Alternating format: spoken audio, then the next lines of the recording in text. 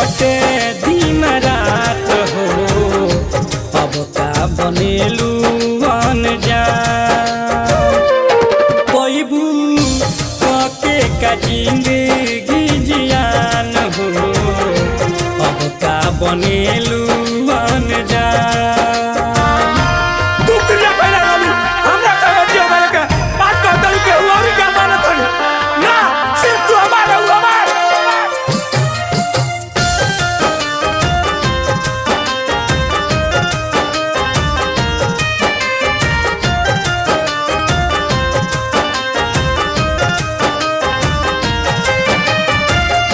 पहिला मिलन के कैसे भूल गइलू रहे प्यार बचपन के।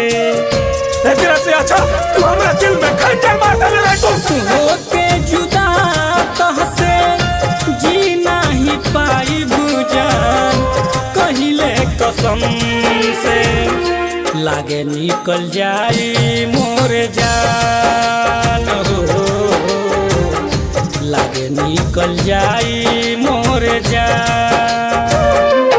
कहियो कोरवे में कटे दिन रात हो, अब का बनेलू अनजान।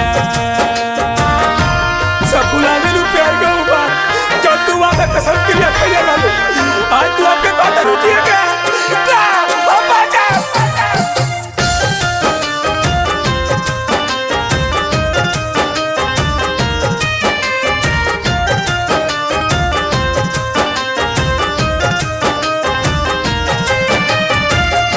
भइल का गुनाह प्यार दिहलू भुलाई, हाल ना पूछलू सनम से।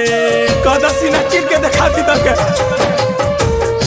राजू चाहत मरी पागल हो जइहे रितिया के पीर से, लागे निकल जाई मोर परान हो,